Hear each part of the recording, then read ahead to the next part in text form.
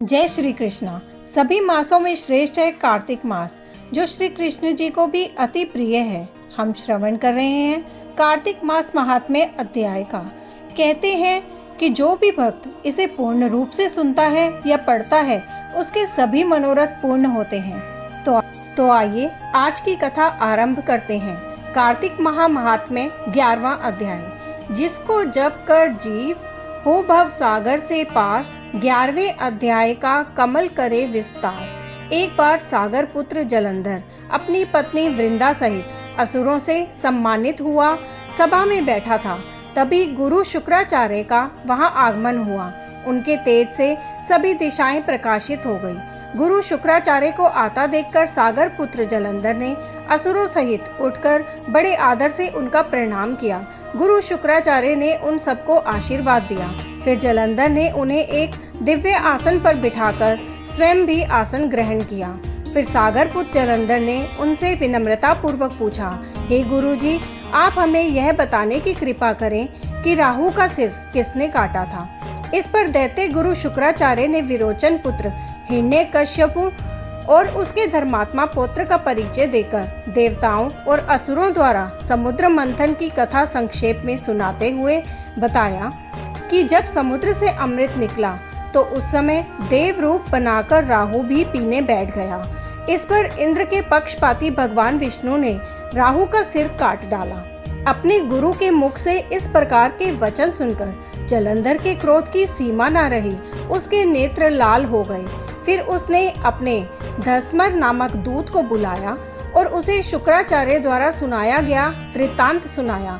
तत्पश्चात उसने धस्मर को आज्ञा दी कि तुम शीघ्र ही इंद्रपुरी में जाकर इंद्र को मेरी शरण में ले आओ।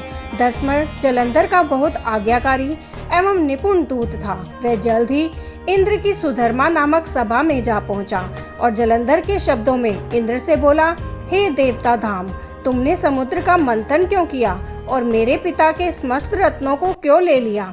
ऐसा करके तुमने अच्छा नहीं किया। यदि तू अपना भला चाहता है तो उन सब रत्नों एवं देवताओं सहित मेरी शरण में आ जा, अन्यथा मैं तेरे राज्य का ध्वंस कर दूंगा। इसमें कुछ भी मिथ्या नहीं है। इंद्र बहुत विस्मित हुआ और कहने लगा, पहले मेरे भय से सागर ने सब पर्वतों को अपनी कुक्षी में क्यों स्थान दिया और उसने मेरे शत्रु दैत्यों की क्यों रक्षा की? इसी कारण मैंने उसके सब रत्न हरण किए हैं। मेरा द्रोही सुखी नहीं रह सकता, इसमें संदेह नहीं।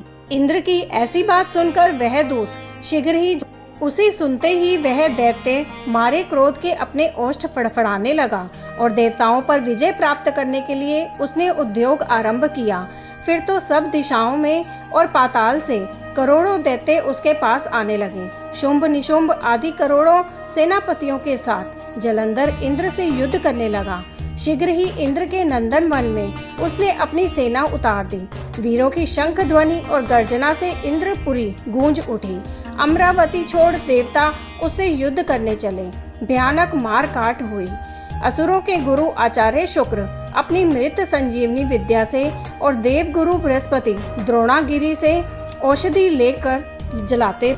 इस पर क्रोध होकर जलंधर ने कहा कि मेरे हाथ से मरे हुए देवता जी कैसे जाते हैं?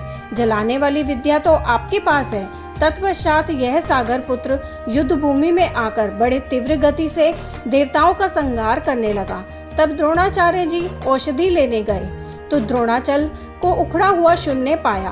वह भयभीत हो देवताओं के पास आए और कहा कि युद्ध बंद कर दो, जलंधर को अब नहीं जीत सकोगे। पहले इंद्र ने शिवजी का अपमान किया था।